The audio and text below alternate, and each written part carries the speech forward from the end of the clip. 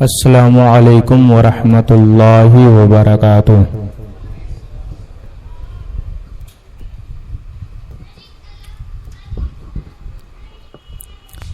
الحمد للہ رب العالمین والعاقبۃ للمتقین والصلاة والسلام علی سید المرسلین وعلى آلہ وصحبہ اجمعین، اما بعد فاعوذ باللہ من الشیطان الرجیم، بسم اللہ الرحمن الرحیم، ربنا وابعث فیہم رسولا منہم یتلو علیہم آیاتک وَيُعَلِّمُهُمُ الْكِتَابَ وَالْحِكْمَةَ وَيُزَكِّيهِمْ إِنَّكَ أَنْتَ الْعَزِيزُ الْحَكِيمُ۔ صدق اللہ مولانا العظیم وصدق رسولہ النبی الامین المتین الکریم، ونحن على ذلك لمن الشاہدین والشاکرین والحمد للہ رب العالمین۔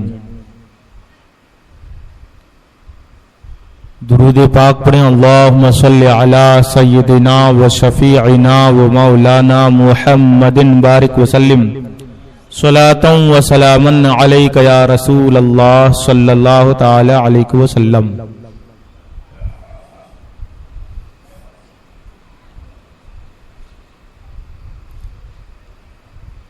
ربیع النور کا مہینہ جاری ہے اور اس کی 6 تاریخ بھی آج لگ چکی ہے، جو سال کا تیسرا مہینہ ہے۔ ربیع کا معنی ہوتا ہے بہار، اور الاول کا معنی ہوتا ہے پہلا۔ ربیع الاول پہلی بہار، ربیع الثانی، ثانی کا معنی ہوتا ہے سیکنڈ یعنی دوسری بہار۔ تو یہ مہینہ پہلی بہار کا مہینہ ہے، اور اسی کو ربیع النور کہتے ہیں، یعنی نور کی بہار کا مہینہ۔ یہ مہینہ اس حیثیت سے خاصی اہمیت کا حامل ہے کہ پوری دنیا میں نبی کریم صلی اللہ تعالی علیہ وسلم کی نسبت سے محفلیں سجائی جا رہی ہیں۔ کہیں میلاد النبی صلی اللہ تعالی علیہ وسلم سجائی جا رہی ہے، تو کہیں جلوس اور جشن منایا جا رہا ہے، کہیں تبرکات کی زیارت ہو رہی ہے۔ غرض کہ یہ مہینہ مکمل طور سے خوشی کا مہینہ ہے، کیونکہ یہ جشن آمد رسول ہے، نبی کریم صلی اللہ تعالی علیہ وسلم کی تشریف آوری کا مہینہ ہے۔ ہم نے قرآن مقدس کی جو آیت تلاوت کی، اس کا تعلق بھی نبی کریم صلی اللہ تعالی علیہ وسلم سے ہے۔ ویسے تو پورا قرآن یہ نبی کریم صلی اللہ تعالی علیہ وسلم کی سیرت ہے، پوری زندگی، خصوصاً 23 سالہ زندگی، جب سے قرآن نازل ہونا شروع ہوا، اور جب حضور صلی اللہ تعالی علیہ وسلم پر قرآن کی آخری آیت نازل ہوئی، اس درمیان کی زندگی اگر آپ کو مطالعہ کرنی ہے تو پوری زندگی آپ کو قرآن مقدس میں ملے گی۔ شرط ہے قرآن مقدس کو جاننے والا ہو، شان نزول کو جاننے والا ہو۔ ایک مثال میں نے رات کو بھی بیان کیا تھا اور پھر بیان کر دیتا ہوں کہ حضور صلی اللہ تعالی علیہ وسلم جب غار حرا میں تشریف فرما تھے، اس وقت جبریل امین آئے اور آپ کو آ کے عرض کیا اقرا، آپ پڑھیے۔ آپ نے فرمایا ما انا بقاری، میں نہیں پڑھتا۔ جبریل امین نے آپ کو کس کر دبایا، پھر عرض کیا اقرا پڑھیے۔ آپ نے کہا ما انا قاری، میں نہیں پڑھتا۔ 3 بار اسی طرح سے کس کر دبایا۔ تیسری مرتبہ جبریل امین نے عرض کیا اقرا بسم ربک الذی خلق، تو حضور صلی اللہ تعالی علیہ وسلم نے پڑھنا شروع فرمایا، اور یہ سب سے پہلی وحی تھی۔ یقیناً جو شخص اس کی تلاوت کرے گا، اس سورت کی، اور شان نزول اگر معلوم ہوگا، حضور صلی اللہ تعالی علیہ وسلم کی غار حرا کی زندگی اس کے ذہن میں آ جائے گی۔ اسی کو تو سیرت کہتے ہیں۔ سیرت نام ہی اسی کا ہے کہ اس کی زندگی ذہن میں آ جائے۔ ہم جس کی سیرت بیان کرتے ہیں، عموماً بزرگان دین کی سیرت بیان کرتے ہیں، جب بیان کرتے ہیں تو سامعین کے تصور میں ان کا وجود، ان کی شخصیت ان کے تصور میں جھلملانے لگتی ہے، اور یہ قرآن مقدس کی آیتوں کو جب جب پڑھی جاتی ہے تب تب شان نزول یاد آتا ہے، اور شان نزول کا تعلق نبی کریم صلی اللہ تعالی علیہ وسلم کی ذات ہی سے ہوا کرتا ہے۔ اس لیے نبی کریم صلی اللہ تعالی علیہ وسلم کی زندگی کا تصور، آپ کا وجود ذہن میں جھلملانے لگتا ہے، اسی کو سیرت کہتے ہیں۔ تو اس لیے ہم ببانگ دوہل کہہ سکتے ہیں کہ پورا قرآن نبی کریم صلی اللہ تعالی علیہ وسلم کی سیرت ہے، سیرت پر دلالت کرتا ہے۔ لیکن خاص کر آیتوں میں صراحت کے ساتھ یا اشارے کے ساتھ نبی کریم صلی اللہ تعالی علیہ وسلم کا جو ذکر ہوا ہے، ان میں سے چند آیتیں آپ حضرات کو میں پڑھ کر سناؤں گا اور اس کا مطلب بیان کرنے کی بھی کوشش کروں گا۔ سب سے پہلی آیت وہی ہے جس کو ہم نے موضوع سخن بنایا۔ حضرت ابراہیم علیہ نبینا علیہ الصلوۃ والسلام نے کعبہ شریف کی تعمیر فرمائی، اور جب کعبہ شریف کی تعمیر مکمل ہو گئی تو اللہ تعالیٰ کی بارگاہ میں انہوں نے ایک دعا کی تھی۔ کیا دعا تھی؟ وہ قرآن مقدس کی وہی آیت ہے، ربنا، اے ہمارے رب، وابعث فیہم رسولا منہم، ان میں مبعوث فرما، ان میں بھیج دے، رسولم، ایک رسول، منہم، جو انہی میں سے ہو۔ ربنا وابعث فیہم رسولا منہم، اے رب ان کے درمیان انہی میں سے ایک رسول بھیج دے، یتلو علیہم آیاتک، جو تیری آیتیں ان پر پڑھ کر سنائے۔ وہ رسول کیا کرے؟ یتلو علیہم آیاتک، کہ اے پروردگار تیری آیتیں پڑھ کر سنائے۔ نمبر 2، وَيُعَلِّمُهُمُ الْكِتَابَ وَالْحِکْمَةَ، اور انہیں کتاب و حکمت کی تعلیم دے۔ نمبر 3، وَيُزَكِّيهِمْ، اور انہیں پاک و صاف کرے۔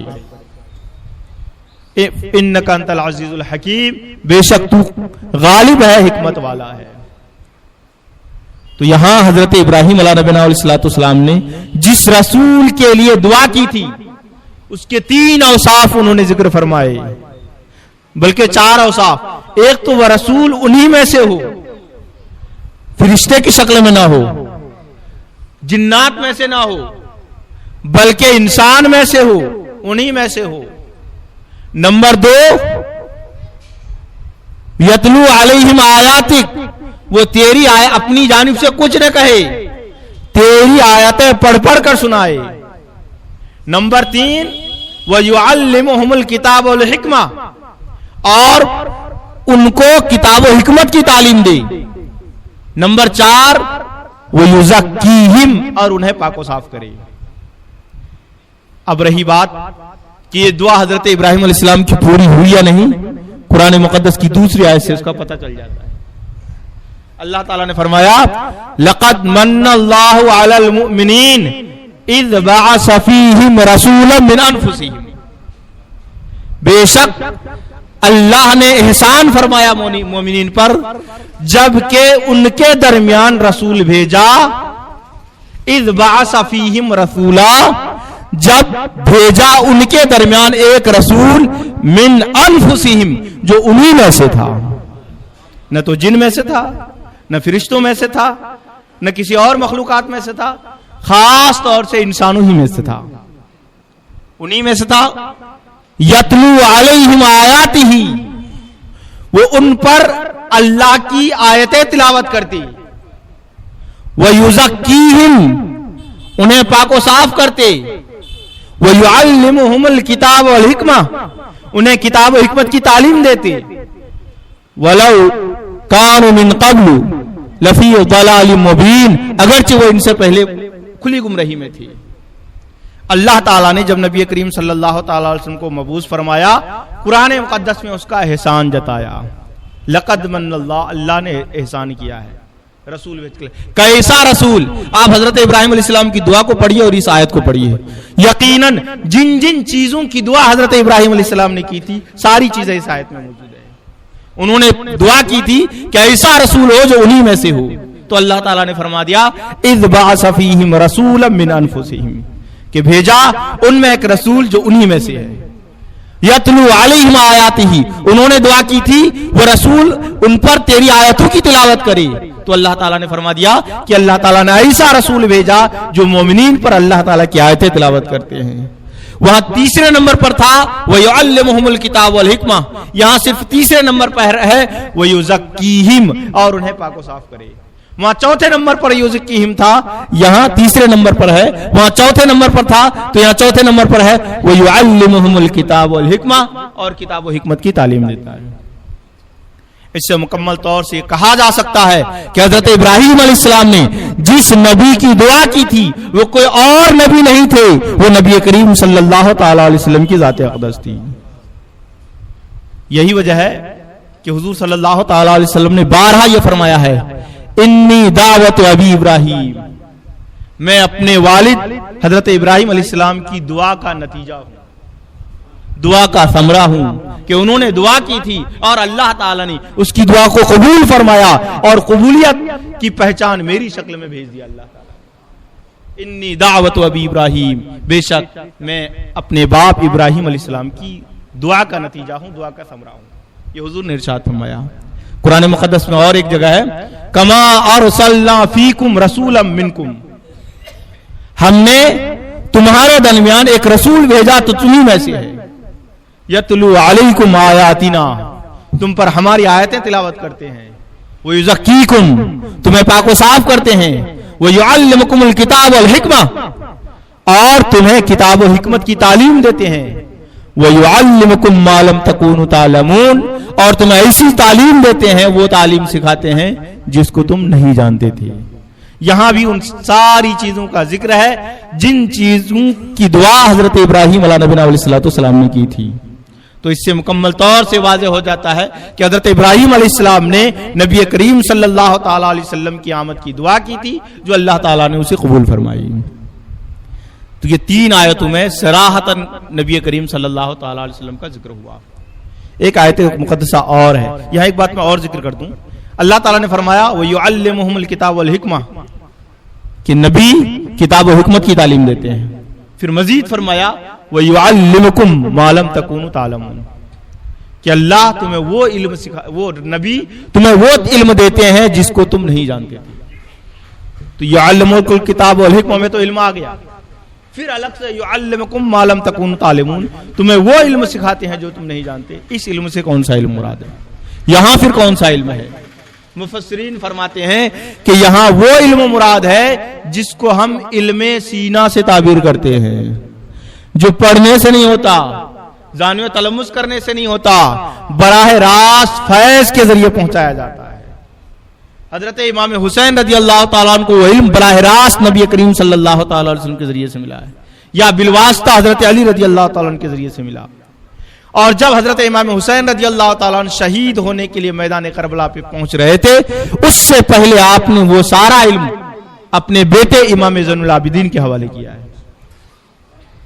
اور آپ نے سنا ہوگا کہ مختلف بزرگان دین نے اپنے ماننے والوں میں سے کسی کو وہ فیض پہنچایا ہے، علم سینہ دیا ہے، وہی علم ہے جو نبی کریم صلی اللہ تعالیٰ علیہ وسلم سے لگاتار چلا آ رہا ہے، سلسلہ آج تک موجود ہے، جس کو علم لدنی کہتے ہیں۔ یہ جو سلاسل اربع ہیں، یہ سلاسل اربع جو خلافت ایک دوسرے کو دیتے ہیں، وہ ایک ذریعہ ہے علم لدنی پہنچانے کا، اس لیے خلافت کی بہت زیادہ اہمیت مانی جاتی ہے، سلسلوں کی بہت زیادہ اہمیت مانی جاتی ہے، کیونکہ وہ علم لدنی وہ جو نبی کریم صلی اللہ تعالی علیہ وسلم نے حضرت علی کو سکھایا، صحابہ کو سکھایا، اور علم سینہ کے سینہ بہ سینہ سکھایا، وہ سینہ بہ سینہ منتقل ہوتا ہوا دوسروں تک پہنچتا ہے۔ اس لیے ہر شخص کو چاہیے کہ کسی صاحب سلسلہ کے ہاتھ پر اپنا ہاتھ دے دے، تاکہ کچھ نہ کچھ وہ فیض کے طور پر، حصے کے طور پر وہ اسے بھی مل جائے، جس کا نام علم لدنی ہے۔ اور علم کسبی تو جانتے ہی ہیں کہ ایک دوسرے کسب کا معنی محنت کرنا، محنت و مشقت سے جو علم حاصل ہوتا ہے اس کو علم کسبی کہتے ہیں۔ قرآن مقدس میں اللہ تعالیٰ نے ارشاد فرمایا نبی کریم صلی اللہ تعالی وسلم کی تعریف و توصیف میں، یہ بہت مشہور آیت ہے، الم نشرح لک صدرک ووضعنا عنک وزرک الذی انقض ظہرک ورفعنا لک ذکرک۔ یہ بھی ان 4 آیتوں پر مشتمل ہے، اس کے علاوہ اور بہت 2-3 آیتیں ہیں، لیکن یہ 4 آیتیں خاص نبی کریم صلی اللہ تعالی علیہ وسلم کی عظمتوں پر مشتمل ہے۔ اللہ تعالیٰ نے فرمایا الم نشرح لک ذکرک، کیا ہم نے تیرے الم نشرح لک صدرک، کیا میں نے تیرے سینے کو کھول نہیں دیا؟ یعنی یقیناً ہم نے تیرے سینے کو کھول دیا۔ شرح کا معنی ہوتا ہے تفصیل سے بیان کرنا، لیکن یہاں مراد ہے کہ جب دل کشمکش ہو جائے، شش و پنج میں مبتلا ہو جائے، اس وقت اللہ تعالیٰ کی جانب سے کوئی ایسی قوت قدسیہ مل جائے جن میں 2 پہلو میں سے کسی ایک پہلو پر دل جذب کر لے، یقین کر لے، اسی کو کہتے ہیں شرح صدر۔ تو گویا اللہ تعالیٰ نے نبی کریم صلی اللہ تعالی علیہ وسلم کے دل کو ڈگمگانے سے محفوظ فرما لیا ہے۔ ہم اور آپ کا عموماً ہوتا ہے کہ کہیں بھی بڑے کام کی طرف جب ہاتھ ڈالنے جاتے ہیں تو 100 بار اس کو سوچتے ہیں، اس سے مشورہ کرتے ہیں، اس سے مشورہ کرتے ہیں، استخارہ نکلواتے ہیں، نماز استخارہ پڑھتے ہیں، فعال نکلوانے کی کوشش کرتے ہیں، یعنی ہر 4 جانب سے یہ چھان لینے کی کوشش کرتے ہیں کہ ہم کس پہلو پہ قدم اٹھائیں، کیونکہ ہمارا دل ڈگمگ ڈگمگ کرتا رہتا ہے، پتہ نہیں کیا ہوگا۔ اللہ تعالیٰ نے نبی کریم صلی اللہ تعالی علیہ وسلم کے دل کو اس ڈگمگی سے پاک فرمایا ہے۔ آپ جب بھی فیصلہ فرماتے پورے جزم و استقلال کے ساتھ، عزم و مستحکم کے ساتھ فیصلہ فرماتے، اسی کا ذکر اس آیت مقدسہ میں ہے، الم نشرح لک صدرک، کہ ہم نے تیرے دل کو مکمل طور سے کھول دیا، ووضعنا عنک وزرک، اور ہم نے تیرے بوجھ کو ہلکا کر دیا۔ یہ کون سا بوجھ تھا جس کی اور آگے وضاحت ہے، الذی انقض ظہرک، جس نے تیرے پیٹھ کو بالکل بوجھدار بنا دیا تھا، اس بوجھ کو ہم نے ہلکا کر دیا۔ وہ کون سا بوجھ تھا؟ وہ امت اور اسلام کا بوجھ تھا، یعنی آپ جو تبلیغ کا بوجھ تھا کہ لوگوں کو تبلیغ کیا جائے، لوگوں کو اسلام میں داخل کیا جائے۔ جب لوگ اسلام میں داخل نہیں ہوتے تھے، بجائے آنے کے اور بھی زیادہ فرار اختیار کرتے تھے، اس وقت نبی کریم صلی اللہ تعالی علیہ وسلم کو کافی مشقت محسوس ہوتی تھی، آپ بہت زیادہ غمزدہ ہوتے تھے۔ تو اللہ تعالیٰ نے آپ سے یہ بوجھ ہلکا کر لیا، آپ کو حکم دیا کہ آپ کا کام وما علینا الا البلاغ المبین ہے، ماننا نہ ماننا ان کا کام ہے۔ وما علینا الا البلاغ المبین کا مطلب ہوتا ہے ہم پر صرف اور صرف کھلم کھلا انداز میں پہنچا دینا ہے، اور بس قبول کرنا نہ کرنا تیرا کام ہے۔ گویا اللہ تعالیٰ نے نبی کریم صلی اللہ تعالی علیہ وسلم کو اس منصب پر فائز کر دیا کہ آپ کا کام لوگوں تک حق پہنچا دینا، قبول کرنا نہ کرنا ان کا کام۔ آپ اپنے منصب سے سبکدوش ہو گئے، آپ نے لوگوں تک پہنچا دیا، آپ نے اپنی ذمہ داری سے سبکدوش ہو گئے، اب قبول کرنا نہ کرنا ان کا کام ہے۔ یہ ایک ایسا بوجھ تھا کہ اللہ تعالیٰ نے نبی کریم صلی اللہ تعالی علیہ وسلم سے کی پیٹھ سے آپ نے ہلکا فرما دیا۔ وَرَفَعْنَا لَكَ ذِكْرَكَ، اور ہم نے تیرے ذکر کو بلند کیا۔ اللہ تعالیٰ نے فرمایا کہ ہم نے تیرے ذکر کو بلند کیا۔ حضور فرماتے ہیں کہ جبریل امین نے آ کے مجھ سے پوچھا کہ آخر اللہ تعالیٰ نے تیرا ذکر کیسے بلند کیا، آپ کو اس کی خبر ہے؟ تو حضور نے فرمایا کہ اللہ ہی بہتر جانتا ہے کہ اللہ تعالیٰ نے میرا ذکر کیسے بلند فرمایا۔ تو اس وقت جبریل امین نے عرض کیا کہ اللہ تعالیٰ نے مجھے پیغام دے کر بھیجا ہے کہ میں آپ کو وَرَفَعْنَا لَكَ ذِكْرَكَ کا مطلب سمجھاؤں۔ مطلب یہ ہے اذا ذکرت معیا، کہ اللہ تعالیٰ نے ارشاد فرمایا ہے کہ جب میرا ذکر کیا جائے گا، میرے ذکر کے ساتھ تیرا بھی ذکر کیا جائے گا۔ لہذا جب اللہ تعالیٰ کا ذکر ہوگا تب تک نبی کریم صلی اللہ تعالی علیہ وسلم کا ذکر ہوگا۔ یہی ہے وَرَفَعْنَا لَكَ ذِكْرَكَ۔ تفسیر روح المعانی علامہ آلوسی فرماتے ہیں، کئی مثالیں انہوں نے دی ہے کہ اللہ تعالیٰ نے کیسے نبی کریم صلی اللہ تعالی علیہ وسلم کا ذکر فرمایا، بلند فرمایا۔ سب سے پہلے تو یہی کہ جب بھی کلمہ طیبہ پڑھ کر کوئی مسلمان ہوتا ہے تو صرف لا الہ الا اللہ پڑھ کر مسلمان نہیں ہو سکتا، اسے لا الہ الا اللہ کے ساتھ محمد الرسول اللہ صلی اللہ تعالی علیہ وسلم کو بھی پڑھنا ہے، اشہد ان لا الہ الا اللہ واشہد ان محمد عبدہ ورسولہ بھی پڑھنا ہے۔ تو گویا جب جب کلمہ شہادت پڑھا جائے گا اس وقت اللہ تعالیٰ کے ساتھ نبی کریم صلی اللہ تعالی علیہ وسلم کا ذکر ہوگا. دوسرا یہ علامہ آلوسی فرماتے ہیں کہ اللہ تعالیٰ نے فرمایا من یطیع الرسول فقد اطاع اللہ، جس نے رسول کی فرما برداری کی اس نے اللہ تعالیٰ کی فرما برداری کی. گویا نبی کریم صلی اللہ تعالیٰ علیہ وسلم کے حکم کے سامنے سر تسلیم خم کرنا یہ اللہ تعالیٰ کے حکم کے سامنے سر تسلیم خم کرنا ہے. تو رسول کی فرما برداری کو اللہ تعالیٰ نے اپنی فرما برداری قرار دیا. یہ بھی اللہ تعالیٰ نے یہ بھی اس بات کی دلیل ہے کہ اللہ تعالیٰ نے نبی کریم صلی اللہ تعالیٰ علیہ وسلم کے ذکر کو بلند فرمایا. تیسرا یہ ہے کہ اللہ تعالیٰ خود نبی کریم صلی اللہ تعالیٰ علیہ وسلم پر درود پاک بھیجتا ہے، اپنے فرشتوں کے ساتھ بھیجتا ہے. ان اللہ و ملائکتہ یصلون علی النبی، بے شک اللہ اور اللہ کے فرشتے درود بھیجتے ہیں نبی کریم صلی اللہ تعالی علیہ وسلم پر. اور صرف یہی نہیں بلکہ سارے مومنین پر حکم ہو گیا یا ایھا الذین آمنوا صلوا علیہ وسلموا تسلیما، اے ایمان والو سب کے سب مل کر ان پر درود پاک پڑھو اور صلاۃ و سلام پیش کرو. سلام بھی پڑھو اور درود پاک بھی پڑھو. تو اللہ تعالیٰ نے خود درود پاک بھیجا نبی کریم صلی اللہ تعالی علیہ وسلم پر، فرشتوں کے ساتھ بھیجا اور سارے مومنین کو حکم ہوا. اس لیے اللہ تعالیٰ نے انہی چیزوں کے ذریعے نبی کریم صلی اللہ تعالی علیہ وسلم کے نام کو بلند فرمایا. مزید برآں اللہ تعالیٰ نے نبی کریم صلی اللہ تعالی علیہ وسلم کا ذکر جتنے بھی انبیاء کرام آئے، انبیاء سابقین، ساری کتابوں میں نبی کریم صلی اللہ تعالی علیہ وسلم کی آمد کی بشارت تھی. کسی اور نبی کی ایسی بشارت ہر کتاب میں نہیں تھی. یہ صرف نبی کریم صلی اللہ تعالی علیہ وسلم کی ذات بابرکت ہے کہ اللہ تعالیٰ نے توریت میں، انجیل میں، زبور میں اور جتنے صحائف آئے چھوٹی چھوٹی کتاب کی شکل میں، ساری صحیفوں میں نبی کریم صلی اللہ تعالی علیہ وسلم کی بعثت کا ذکر تھا. گویا ہر زمانے میں حضرت آدم علیہ السلام سے لے کر نبی کریم صلی اللہ تعالی علیہ وسلم تک ہر زمانے میں نبی کریم صلی اللہ تعالی علیہ وسلم کا چرچا رہا ہے. وَرَفَعْنَا لَكَ ذِكْرَكَ، اور ہم نے تیرے ذکر کو بلند کر دیا. اور چھٹے نمبر پہ یہ کہ اللہ تعالیٰ نے فرمایا، جب بھی قرآن مقدس میں نام لیا اللہ تعالیٰ نے حضور کو خطاب فرمایا تو نام لے کر نہیں بلکہ یا ایھا المدثر، یا ایھا المزمل. نبی کریم صلی اللہ تعالی علیہ وسلم کا نام القابات کے ساتھ نبی کریم صلی اللہ تعالی علیہ وسلم کو خطاب کیا اللہ تعالیٰ نے. یہ بھی وَرَفَعْنَا لَكَ ذِكْرَكَ کی ایک مثال ہے. بلکہ اور اگر آگے دیکھیے تو سارے انبیاء کرام سے اللہ تعالیٰ نے عہد لیا ہے.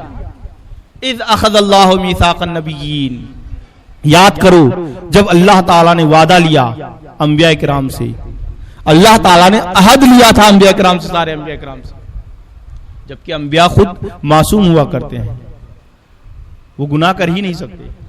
تو وعدہ لینے کی کیا ضرورت تھی؟ صرف حکم دینا کافی تھا. ایک ہوتا ہے حکم دینا، ایک ہوتا ہے وعدہ لینا. حکم دینا صرف ایک جانب سے ہوتا ہے کہ تمہیں یہ کام کرنا ہے، وعدہ لینا کہ ادھر کی جانب سے اقرار بھی ہو جائے، ہاں ہم اس کو تسلیم کرتے ہیں. یہ وعدہ پختہ ہوتا ہے حکم سے. تو انبیاء کرام معصوم ہوتے ہیں، اسے حکم دینا کافی تھا. لیکن اللہ تعالیٰ نے وعدہ لیا، قرآن مقدس میں ہے اذ اخذ میثاق النبیین، جب اللہ نے نبیوں سے وعدہ لیا. کیا وعدہ لیا؟ لما اتیتکم الکتاب والحکمہ ثم جاءکم رسول مصدق لما معکم، کہ جب میں تمہیں کتاب و حکمت کی تعلیم دوں اور پھر تمہارے درمیان ایک رسول آ جائے جو تمہاری کتابوں کی تصدیق کرے، لَتُؤْمِنُنَّ بِهِ، ضرور بھی ضرور ان پر ایمان لانا. لام بھی تاکید کا ہے جو تاکید کا معنی پیدا کرتا ہے، نون بھی تاکید کا ہے، وہ بھی نون تاکید جو مشدد ہے، ثقیلہ جسے کہتے ہیں، جس میں تاکید کا اور زیادہ معنی پیدا ہوتا ہے. تاکید کے لیے دو نون آتا ہے، ایک ہلکا والا نون نون ساکن اور ایک مشدد نون. عربی گرامر والے اچھی طرح جانتے ہیں جو نون مشدد ہوتا ہے وہ اور زور کے دار تاکید کا معنی پیدا کرتا ہے. لام شروع میں تاکید کا آیا اور زوردار نون تاکید نون ثقیلہ آیا. لَتُؤْمِنُنَّ، ضرور بھی ضرور ایمان لانا، وَلَتَنْصُرُنَّهُ، اور ضرور بھی ضرور ان کی مدد کرنا. اتنا کہہ دینا انبیاء کرام کے لیے کافی تھا. مگر پھر فرمایا اللہ تعالیٰ نے اقررتم، کیا تم نے اقرار کیا؟ قالوا اقررنا، انبیاء کرام نے فرمایا ہم نے اقرار کیا. یہاں تک بھی کافی تھا. پھر مزید اللہ تعالیٰ نے فرمایا فاشہدوا، گواہ ہو جاؤ. پھر ان کو گواہ بنانا کافی تھا. پھر فرمایا وَأَنَا مَعَكُم مِّنَ الشَّاهِدِينَ، اور میں بھی تم ان کے ساتھ گواہ ہوں. یہاں تک کافی تھا. فمن تولی بعد ذلک فاولئک هم الفاسقون. اب اس کے بعد جو روگردانی کرے گا وہ گمراہ ہوگا, فاسق ہو جائے گا. انبیاء کرام کے ساتھ, انبیاء کرام کی مجلس میں اس تاکید کے ساتھ, اس پرزور انداز میں نبی کریم صلی اللہ تعالی علیہ وسلم کا وعدہ لیا جا رہا ہے, ورفعنا لک ذکر, نہیں تو اور کیا ہے. یقیناً اللہ تعالیٰ نے نبی کریم صلی اللہ تعالیٰ علیہ وسلم کی ذکر کو بہت زیادہ بلند فرمایا, بہت زیادہ بلند فرمایا, اور قرآن مقدس میں جگہ جگہ ان کا تذکرہ فرمایا. اور یہی نہیں, صرف نبی کریم صلی اللہ تعالیٰ علیہ وسلم کا ذکر نہیں, نبی کریم صلی اللہ تعالیٰ علیہ وسلم کے ساتھ جنہوں نے محبت جتائی ان کا بھی ذکر قرآن مقدس میں موجود ہے. اور نبی کریم صلی اللہ تعالیٰ علیہ وسلم کے ساتھ جس نے دشمنی کی ہے اس کا بھی ذکر قرآن مقدس میں ہے, لیکن انداز دوسرا ہے. جس نے محبت جتائی ان کے ساتھ انعام کا ذکر ہے, اور جس نے دشمنی کی ہے اس پر عذاب کا ذکر ہے. آخرکار حضرت ابوبکر صدیق رضی اللہ تعالیٰ عنہ, جنہوں نے پوری زندگی نبی کریم صلی اللہ تعالیٰ علیہ وسلم کی محبت میں گزاری, اور ایسی محبت کہ امت میں انبیاء کرام کے بعد سب سے افضل اگر کسی کی ذات ہے تو حضرت ابوبکر صدیق رضی اللہ تعالیٰ عنہ کی ذات ہے. یہ بھی ایک بہت بڑی کرامت ہے, نبی کریم صلی اللہ تعالیٰ علیہ وسلم کا معجزہ ہے, اور حضرت صدیق اکبر کے لیے کرامت ہے کہ انبیاء کرام حضرت نوح علیہ السلام بھی تھے, حضرت موسیٰ علیہ السلام بھی تھے, حضرت عیسیٰ علیہ السلام بھی تھے, بہت سارے انبیاء کرام تھے, ہر ایک کی امت بھی تھی. مگر امتوں میں, سارے انبیاء کی امتوں میں سب سے فرسٹ نمبر پر جسے رکھا جائے رتبے کے اعتبار سے وہ حضرت ابوبکر صدیق رضی اللہ تعالیٰ عنہ کی ذات بابرکت ہے. کیوں؟ اس لیے کہ انہوں نے اپنے تن من دھن کی بازی لگائی تھی نبی کریم صلی اللہ تعالیٰ علیہ وسلم کی محبت میں, خصوصاً ہجرت کے موقع پر. اور دو موقع پر آپ نے اپنی جان کی بازی لگائی ہے. یہ الگ بات ہے کہ آپ شہید نہیں ہوئے, لیکن آپ نے جان کی بازی لگائی ہے. ایک تو ہجرت کے موقع پر جب آپ غار ثور میں تشریف فرما تھے, سب سے پہلے آپ خود اندر داخل ہوئے, غار میں داخل ہوئے, آپ نے صاف ستھرا کیا, جیسا کہ آپ کو واقعہ معلوم ہوگا کہ آپ کو سانپ نے بھی ڈسا مگر آپ نے اف تک نہ کیا.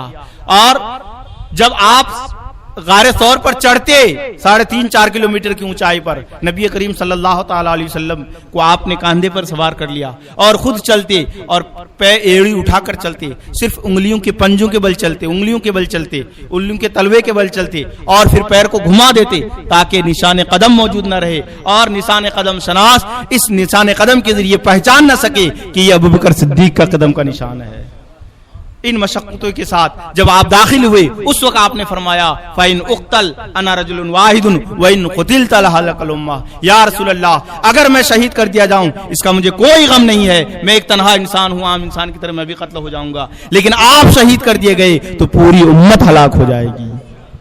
تو یہ آپ نے جان کی بازی لگائی. یہ الگ بات ہے کہ اللہ تعالیٰ نے دونوں کی جان کو محفوظ رکھا, ورنہ حضرت ابوبکر صدیق رضی اللہ تعالیٰ نے نبی کریم صلی اللہ تعالیٰ علیہ وسلم کی جان پر اپنی جان کو فدا کر چکے تھے. اور دوسرے موقع پر کب؟ جبکہ جیسے اسامہ کو بھیجنا تھا لشکر کے لیے, آپ نے سنا ہوگا کہ جب آپ خلیفۃ المسلمین منتخب ہوئے اس وقت حضور کے وصال سے پہلے حضور نے حضرت اسامہ رضی اللہ تعالیٰ عنہ کو روم سے جنگ کے لیے روانہ فرما دیا تھا, اور کچھ ہی دور پہنچا تھا وہ لشکر کہ حضور کا وصال ہو گیا. اب حضرت امیر المومنین حضرت ابوبکر صدیق خلیفہ بنے. لوگوں نے درخواست کی, حضرت عمر فاروق نے بھی درخواست کی کہ سارے بڑے بڑے سپہ سالار فوجی طاقتور سب اس میں لشکر میں موجود ہے, اور یہاں مدینہ خالی ہو جائے گا, اور چاروں طرف سے دشمن تاک لگائے ہوئے ہے. وہ یہ سمجھ رہے ہیں کہ اسلام منتشر ہونے جا رہا ہے, اس لیے یہ لشکر واپس کر لیا جائے, بلایا نہ جائے, بھیجا نہ جائے, واپس کر لیا جائے. آپ امیر المسلمین ہیں, خلیفۃ المسلمین ہیں, نائب رسول ہیں, آپ کو مکمل طور سے اختیار ہے واپس کرنے کا, آپ واپس کر سکتے ہیں. خود حضرت اسامہ وہاں سے واپس آئے تھے یہ کہنے کے لیے کہ اس وقت یہاں مدینہ سے باہر جانا مناسب نہیں. اس وقت حضور نے فرمایا کہ اگر دشمن یہاں آ جائے, میرے جسم کو ٹکڑے ٹکڑے کر دے اور اس کے بعد میدان میں پھینک دے, کوے اور چیل اس کا گوشت نوچ نوچ کر کھائیں, یہ مجھے گوارا ہے. لیکن جس لشکر کو نبی کریم صلی اللہ تعالی علیہ وسلم نے اس روانہ فرما دیا اسے میں واپس کر لوں, یہ مجھے گوارا نہیں ہے. چنانچہ اس کا خیر خواہ بہت بہتر نتیجہ بھی برآمد ہوا کہ جب وہ لشکر وہاں پہنچا اور فتح یہاں بھی ملی, جس کی بنیاد پر مدینہ کے ارد گرد جس نے دشمن گھات لگائے ہوئے تھے, انتظار میں تھے, سب کے سب دبک گئے. کسی کے اندر ہمت نہیں ہوئی کہ مدینہ کی طرف آنکھ اٹھا کر دیکھے, کیونکہ انہیں یقین ہو گیا کہ جب روم کا فتح یابی مل سکتی ہے انہیں, تو ہم کس کھیت کی مولی ہیں, ہمیں تو رون ڈالیں گے. تو یہ محبت رسول کی بنیاد پر حضرت ابوبکر صدیق رضی اللہ تعالیٰ عنہ کا ذکر خود قرآن مقدس میں ہے، بلکہ آپ کی صحابیت کا ذکر قرآن مقدس میں ہے. اس لیے فقہا فرماتے ہیں کہ جو ان کی صحابیت کا انکار کرے وہ دائرہ اسلامی سے خارج ہو جاتا ہے، کہ قرآن مقدس کا انکار لازم آئے گا. اذ یقول لصاحب لا تحزن ان اللہ معنا، جب حضور اپنے صحابی سے کہتے غم نہ کھاؤ اللہ ہمارے ساتھ ہے. غار ثور کے واقعہ کی منظر کشی کی گئی قرآن مقدس میں. تو یہاں لصاحبہ، صاحب مانا ساتھی، اور اسی صحابیہ، اسی سے صحابی آیا ہے. تو گویا نبی کریم صلی اللہ تعالی علیہ وسلم کا ذکر تو قرآن مقدس میں ہے ہی، لیکن نبی کریم صلی اللہ تعالی علیہ وسلم کے ساتھ، نبی کریم صلی اللہ تعالی علیہ وسلم سے جنہوں نے سچی محبت کی ہے ان کا بھی ذکر قرآن مقدس میں ہے، اور جنہوں نے عداوت کی ہے اس کا بھی ذکر قرآن مقدس میں ہے. آپ تو اچھی طرح سے جانتے ہوں گے، یہ بتانے کی بھی ضرورت نہیں ہے. تبت یدا ابی لہب وتب، ہلاک ہوں ابو لہب کے دونوں ہاتھ، اور مکمل طور سے ہلاک ہوں. صفا کی چوٹی پر حضور نے فرمایا کہ لوگوں یہاں جمع ہو جاؤ، سب کے سب جمع ہو گئے. آپ نے فرمایا کہ اگر میں سب سے اوپر ہوں، اس وقت صفا کی چوٹی پر سب سے اوپر ہوں، میں تم سے یہ کہوں کہ اس پار سے ایک لشکر آ رہا ہے، تم کیا مجھے مان لو گے؟ انہوں نے کہا ہاں ہم مان لیں گے. تو حضور نے فرمایا کہ اس سے بھی بڑا لشکر آئے گا، بڑا اللہ کا عذاب آئے گا اگر تم خدا کو ایک نہیں مانو گے، بتوں کی پرستش کو نہیں چھوڑو گے. اس وقت ابو لہب نے گستاخی کی، بدتمیزی کی. اس نے کہا تبا لک سائر الیوم لہذا جمعتنا، تمہیں پورے دن میں ہلاکت ہو، کیا تم نے اسی کام کے لیے ہمیں جمع کیا تھا؟ اس وقت سے اعلان کیا تم نے پہاڑی پر چوٹی پر جمع ہونے کے لیے اسی کام کے لیے. تو قرآن مقدس میں ابو لہب کی مذمت میں پورا سورت نازل ہوئی، تبت یدا ابی لہب، جو آپ قرآن مقدس میں پڑھتے بھی ہیں، نماز میں بھی سنتے ہیں اور خود پڑھتے ہیں، جس میں ابو لہب اور اس کی بیوی دونوں کی ہلاکت کی بددعا کی گئی ہے. گویا سارے مسلمان اس کو بددعا دیتے ہیں.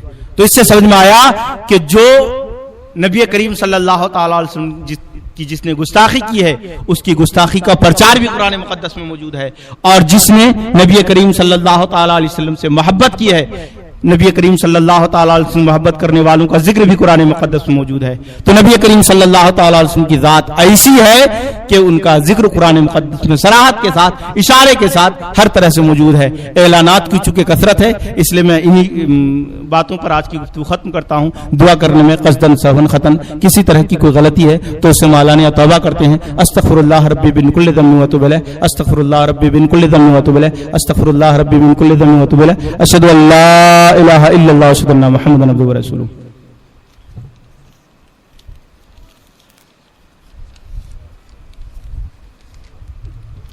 اعلانات بہت ہیں، لیکن رضا مسجد کے جانب سے جو اعلان ہے وہ سب سے پہلا یہ کہ 23 دسمبر کا دن گزار کر جو رات آئے گی، وہ دن تو 11ویں ربیع الاول کا ہوگا لیکن رات 12ویں کی ہوگی. اس رات بعد نماز عشاء تا دیر رات میلاد کانفرنس ہر سال کی طرح اس سال بھی اسی رضا مسجد میں منعقد کیا جائے گا. مختلف علماء کرام کے بیانات ہوں گے، مختلف نعت خواں کی نعت خوانی ہوگی. آپ حضرات سے شرکت کی گزارش ہے. دوسرا اعلان یہ کہ ہر سال کی طرح اس سال بھی رضا مسجد میں نعتیہ انعامی مقابلہ کا سلسلہ چل رہا ہے. تقریباً 5ویں شب اس کی ہو چکی ہے، آج 6ٹھی شب ہے. مختلف نعت خوان رسول جو نوہنہار بچے ہیں وہ نعت پیش کرتے ہیں. آپ حضرات اپنے بچوں کو بھی بھیجیں، خود آنے کی زحمت گوارا کریں، چونکہ یہ عبادت ہے. مسجد میں بیٹھنا عبادت، نعت پاک سننا عبادت، بچوں کی حوصلہ افزائی کرنا عبادت. تیسرا اعلان، ہر سال کی طرح اس سال بھی موئے مبارک کی زیارت کرائی جائے گی. صبح 10 بجے سے لے کر ظہر تک اسی رضا مسجد میں 12ویں شریف کو یہ مردوں کے لیے زیارت کرائی جائے گی، اور ظہر کے بعد سے لے کر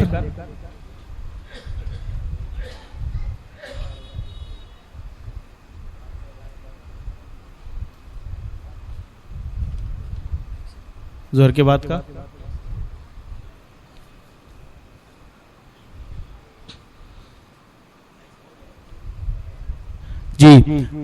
ظہر کے بعد جو عورتوں کے لیے زیارت کا اہتمام الحاج پٹیل صاحب کے ہوتا تھا، مگر ان کے گھر میں کام چل رہا ہے، اس لیے اب اس سال ظہر کے بعد آپ کے رضا مسجد ٹرسٹ کے خزانچی جناب الحاج عبد القادر صاحب کے گھر پہ عورتوں کے لیے ظہر کے بعد سے عصر یا مغرب تک زیارت کرائی جائے گی.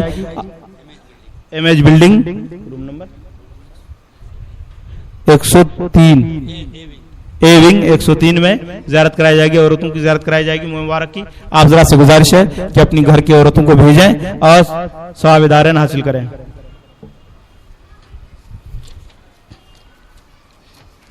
ایک اعلان اور ہے, یہ فیضان خواجہ فخر الدین شاہ فاؤنڈیشن کی جانب سے آج یعنی آج ہی بعد نماز عشاء فوراً درگاہ روڈ امرت نگر میں محمد فاروق خان رضوی صاحب کا بیان ہوگا. آپ ذرا سے شرکت کی گزارش ہے. درگاہ روڈ میں فاروق خان رضوی کا بیان ہوگا, آپ ذرا سے شرکت کی گزارش ہے. 3 روزہ عظیم الشان جشن آمد رسول شادی محل ہال روڈ نسیم باغ امرت نگر ممرہ میں 20, 21, 22 ان 3 روزہ جشن آمد رسول منعقد ہوگا, جس میں مختلف علماء کرام میں حضرت مولانا مسلم برکاتی صاحب امام طیبہ مسجد, حضرت مولانا معراج صاحب حیات نگر گھاٹ کوپر ممبئی, اور حضرت پیر طریقت علامہ شاہ سید شاہ عبد القدیر صاحب یہ تشریف لا رہے ہیں. آپ حضرات سے شرکت کی گزارش ہے. حیدرآباد گراؤنڈ نزد G R Patel college Imam Hussain road Narayan Nagar ممرہ میں 23 دسمبر بروز بدھ بوقت شام 7 بجے سے صبح 7 بجے تک جشن عید میلاد النبی کے موقع پر زیارت تبرکات کا اہتمام کیا گیا ہے, جس میں تقریباً 272 تبرکات کی زیارت کرائی جائے گی. آپ حضرات سے شرکت کی گزارش ہے.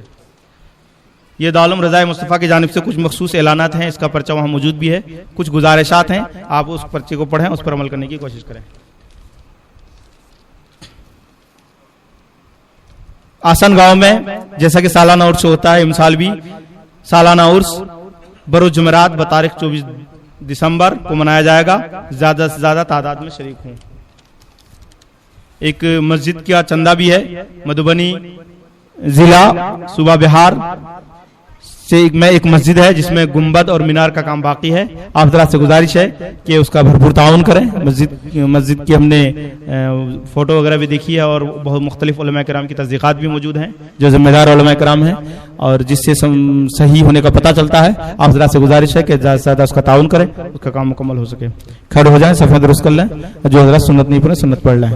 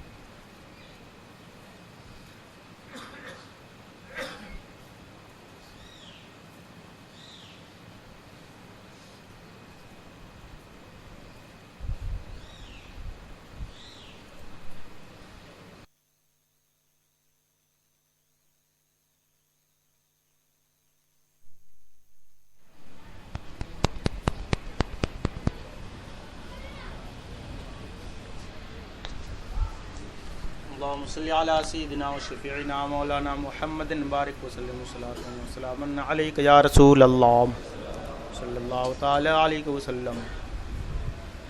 اللهم انت السلام ومنك السلام واليك يرجع السلام فحينا ربنا بالسلام وادخلنا الجنة دار السلام وتبارك ربنا وتعالى يا ذا الجلال والإكرام. پروردگار عالم ہم سب کے گناہوں کو معاف فرما. مولا ہم سب کی نماز جمعہ قبول فرما. نماز جمعہ کی ادائیگی میں کسی طرح کی کوتاہی کسی سے بھی ہو مولا تو اسے معاف فرما. مولا ہم میں جو بیمار انہیں شفاء کاملہ عاجلہ عطا فرما. خصوصاً جن لوگوں نے دعا کی درخواست کی ہے, قطب الدین ماپاری, حمیرہ بنت حنیف, بڑی علی رسولوی, یہ سب بیمار ہیں مولا تو علیم و خبیر ہے مولا. ان سب کو شفاء کاملہ عاجلہ عطا فرما. ان سب کے دواؤں میں زود اثری عطا فرما. ان کے گھر والوں کو صبر جمیل عطا فرما۔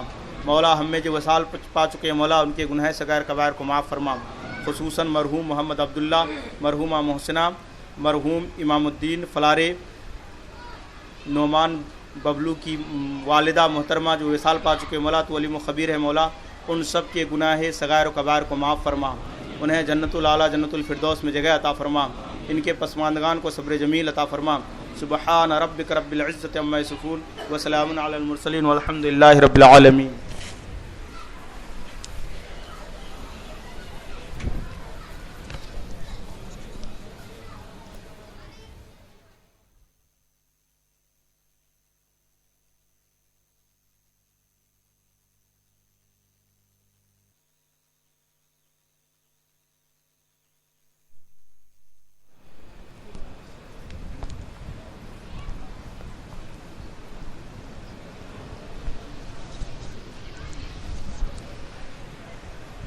اللهم صل على سيدنا وشفيعنا مولانا محمد بارك وسلم صلاة وسلاما عليك يا رسول الله صلى الله تعالى عليك وسلم۔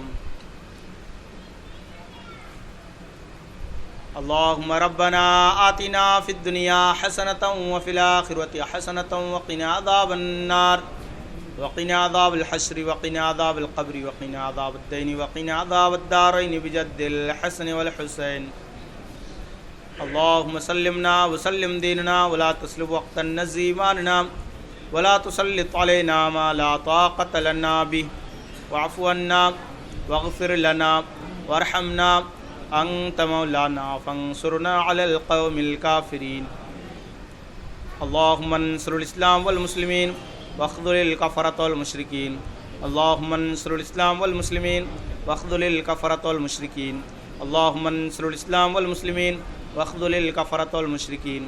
وصلى الله تعالى على خير خلق محمد وعلى آله وصحبه أجمعين۔ الفاتحة۔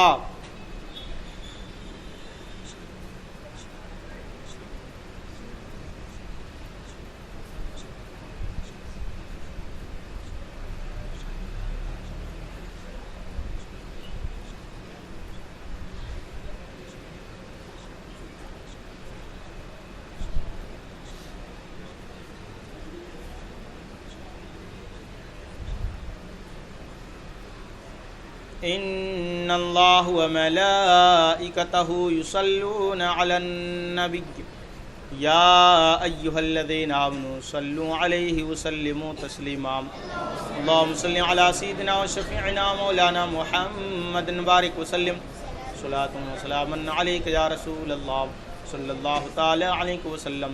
سبحان ربک رب العزت عما یصفون وسلام علی المرسلین والحمد للہ رب العالمین۔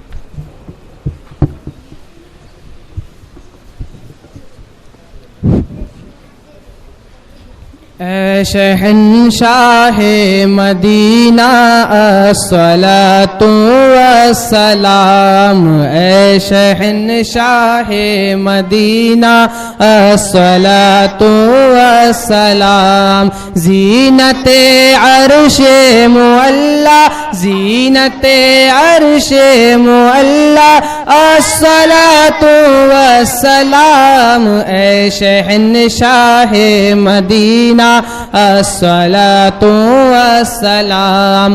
حضرت آدم سے لے کر حضرت عیسیٰ تلک، حضرت آدم سے لے کر حضرت عیسیٰ تلک، حضرت آدم سے لے کر حضرت عیسیٰ تلک، سارے نبیوں نے پڑھا ہے، سارے نبیوں نے پڑھا ہے الصلاۃ والسلام، اے شہنشاہ مدینہ الصلاۃ والسلام، زینت عرش معلا زینت عرش معلا الصلاۃ والسلام، اے شہنشاہ مدینہ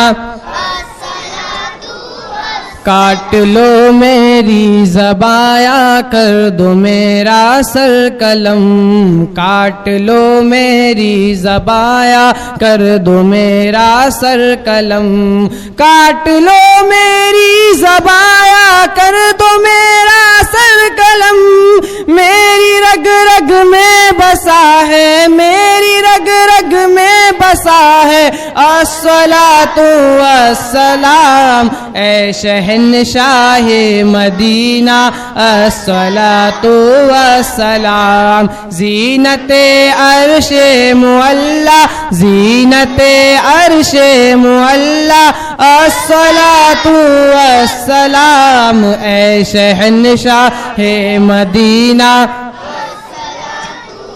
سر جھکا کر با ادب عشق رسول اللہ میں، سر جھکا کر با ادب عشق رسول اللہ میں، سر جھکا کر با ادب عشق رسول اللہ میں، کہہ رہا ہے ہر ستارہ، کہہ رہا ہے ہر ستارہ الصلاۃ والسلام، اے شہنشاہ مدینہ الصلاۃ والسلام، زینت عرش معلا، زینت عرش معلا الصلاۃ والسلام، اے شہنشاہ مدینہ الصلاۃ والسلام، میں وہ سنی ہوں جمیل قادری مرنے کے بعد، میں وہ سنی ہوں جمیل قادری مرنے کے بعد، میں وہ سنی ہوں جمیل قادری مرنے کے بعد، میرا لاشا بھی پڑے گا، میرا لاشا بھی پڑے گا الصلاۃ والسلام، اے شہنشاہ مدینہ الصلاۃ والسلام، زینت عرش معلا، زینت عرش معلا الصلاۃ والسلام، اے شہنشاہ مدینہ، السلام علیک یا رسول اللہ، الصلاۃ والسلام علیک یا حبیب اللہ، وعلی آلک واصحابک یا نورا من نور اللہ صلی اللہ تعالی علیہ وسلم۔ پروردگار عالم، صلاۃ والسلام کا نذرانہ پیش کیا گیا مولا تو اسے قبول فرما، نماز جمعہ ادا کی گئی مولا اسے قبول فرما، جو کچھ بیانات ہوئے مولا تو اسے قبول فرما، ان سب میں قصداً سہواً خطاً کسی طرح کی کوئی غلطیاں مولا تو اسے معاف فرما، مولا نماز جمعہ سے پہلے اور بعد کے سنن و نوافل ذکر و اذکار قبول فرما، مولا ہم سب کی جملہ عبادتوں کو قبول فرما، مولا جملہ مسلمانوں کی جملہ عبادتوں کو قبول فرما، مولا جملہ مسلمانوں کے جملہ گناہوں کی بخشش فرما، مولا جملہ مسلمانوں کے جملہ گناہوں کی بخشش فرما، مولا ہم سب کے گناہوں کی بخشش فرما، ہم سب کو گناہوں سے دلی نفرت عطا فرما، ہم سب کو گناہوں سے نفرت عطا فرما، نبی کریم صلی اللہ تعالی علیہ وسلم کی فرما برداری کی توفیق عطا فرما، ان کے سنتوں پر عمل کرنے کی توفیق عطا فرما، سنتوں پر عمل کرنے کا جذبہ عطا فرما، سنتوں پر عمل کرنے کا ذوق و شوق عطا فرما، مولا ہم سب پر خصوصی کرم فرما، مولا جملہ مسلمانوں پر خصوصی کرم فرما، مولا جملہ مسلمانوں پر خصوصی کرم فرما، جملہ مسلمانوں کو نبی کریم صلی اللہ تعالی علیہ وسلم سے سچی محبت عطا فرما،